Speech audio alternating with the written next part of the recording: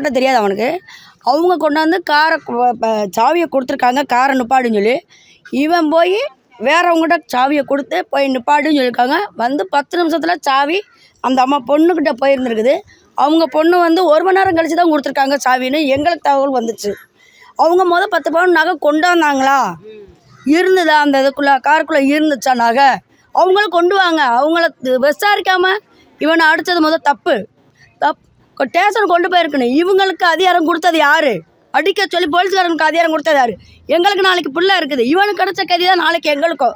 எங்கள் பிள்ளைகளுக்கு பாதுகாப்பு வேணும். அவங்கள கொண்டாந்து விசாரிங்க. விசாரிச்சுட்டு நீங்கள் நடவடிக்கை எடுத்துருக்கணும். இவனை கூட்டிகிட்டு போயிருக்கணும். வண்டிகளை வச்சு அடிச்சிருக்கீங்க, கம்மக்கரில் வச்சு அடிச்சிருக்கீங்க, ஸ்டேஷனுக்கு கோயிலுக்குள்ளே பின்னாடி வச்சு அடிச்சிருக்கீங்க. கம்பு மிளகாப்பொடியை வாயில் ஊற்றி தண்ணியை வச்சு மிளகாப்பொடியை வச்சு அவனுக்கு வாயில் ஊற்றி விட்டு அடிச்சிருக்கீங்க. நீ ஒத்துக்கடான்னு சின்ன பையனையும் போட்டு அடிச்சிருக்காங்க. இதுக்கு எங்களுக்கு தக்க நடவடிக்கை எடுக்கணும். இல்லை அவங்க 5 பேர்த்தையும் தூக்கில் போடுங்க. எங்களுக்கு உயிர் பலி தேவை.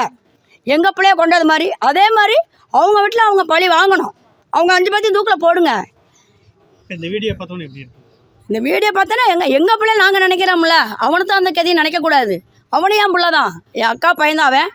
அவனுக்கு கிடைச்ச கதி நாளைக்கு எங்களுக்கும் தான். அவனை நடவடிக்கை எடுக்கணும். ஆனால் 5 பேர்த்தையும் தூக்கில் போடுங்க. முதலமைச்சர் இது நடவடிக்கை எடுக்கணும். என் பேர் முத்துமாரி. இது மாதிரி சம்பவம் 27 சம்பவம் நடந்திருக்கு. ஆமாம், இதுக்கு முன்னாடி ஒரு சம்பவம் நடந்தது. இதே இது 3 ஆள் போலீஸை அடித்து தான் கொண்டிருக்காங்க. மகேந்திரன் அவர் எங்கள் மாமா. இப்போ எஸ்ஐயாக இருந்தவர் ராஜா, அவருக்கு இந்த நிலமை தான் வந்தது. இப்போ 3ஆவது ட்ரிப்பு 2 பேர்த்த நாங்கள் விட்டுட்டோம். இதை நாங்கள் விட மாட்டோம். கடுமையாக நாங்கள் கண்டிக்கிறோம்.